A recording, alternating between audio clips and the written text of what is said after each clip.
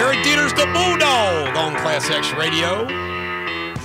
Before I give you a brilliant political science analysis, I want to remind everybody that we got Chris Monzel coming up at 7:45, Greg Hartman at 8:45. 8:30. 8:30. Yeah. Two brilliant local statesmen, and until then, I got to get a traffic report.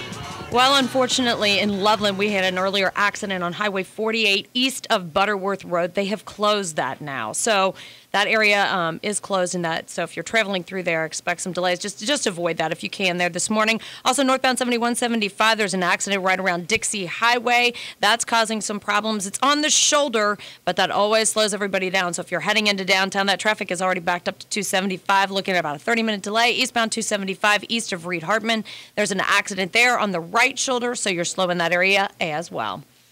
All right, thank you. You're welcome. Ladies and gentlemen, the American jury, my dad always said you can't teach judgment.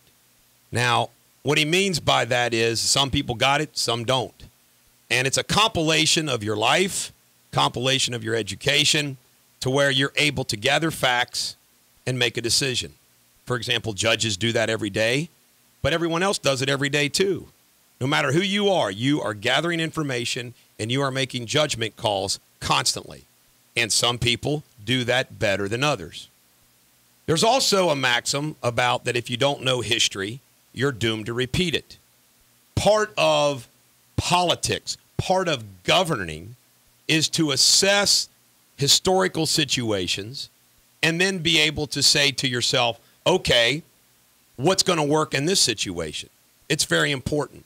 However, every time and circumstance, on the other hand, is very different, very much so.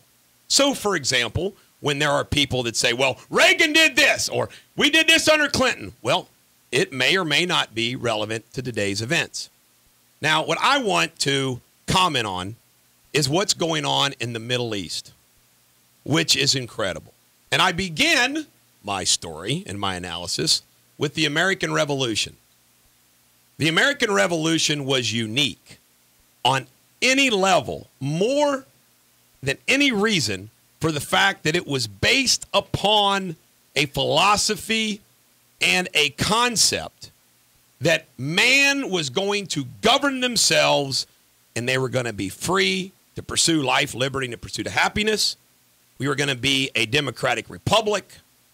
And it was, in fact, a successful departure from a monarchy. During the time of monarchy, there were kings and queens sitting on the thrones throughout Europe and Russia, and yet we had this experiment that we called America. Now, you may have forgotten in your history books that when we declared our independence in 1776 and we founded our government after the Articles of Confederation failed in 1787, we created our Constitution, that what happened in France in 1789, called the French Revolution, was the idea that someone in France got that said, hey, wait a minute, man, if America can do it, we can do it too. Sure we can. Now, it may shock you, ladies and gentlemen of the American jury, that our founding fathers, Washington, Adams, Hamilton, Patrick Henry, Benjamin Franklin, so forth and so on, weren't very excited about the French Revolution. Thomas Paine, who felt like he wasn't treated properly here and hated Washington, he decided to go over there and get involved. He ended up in prison, and only by a quirk of fate did he survive the guillotine. Thomas Jefferson, on the other hand, he loved it. Here we go again. Let's have a revolution and let's make it happen again. Well, if you studied your history, the French Revolution turned on itself. They started cutting each other's heads off. That's another amazing thing about the American Revolution, is it did not turn against itself. There was some times there when Washington, towards the end, had to hold his men together. The effect of taking off his spectacles and giving his speech, tears coming down his soldiers' eyes. But the French Revolution led to, guess what? Napoleon. That's what it led to. Now, the reason why I use the American Revolution and the French Revolution as an example is the cockamamie freaking idea that somebody who thinks they're smart, I went to Columbia, I went to Harvard, and I also a community organizer, and I got these smart people around me, and I got all these secretaries of states here, and Hillary Clinton, she's pretty smart, and Joe Biden, I picked Joe as vice president because, he knows his foreign affairs. Let me tell you something, folks. The Middle East, before George Bush, the second worst president in history of the country, right after Barack Obama, the Middle East was what we like to call in political science stable. Stable is good. When it's not your country, you want all your enemies and all your not so, you want them stable. Stable is good. George Bush began a policy of messing up the entire stability of the Middle East, and Barack Obama picked up that mantle and continued on. Let's examine it in about 1 minute. The Bulldog will sum it all up. We destabilized Iraq by getting rid of Saddam Hussein, and the reality of it is, as soon as we freaking leave, and we've already left a lot, it's going to be bad. Afghanistan is a disaster. When we came, it's going to be a bigger disaster because all they're going to do is take our bases and our weapons. Meanwhile, you look around the Middle East. Let me see.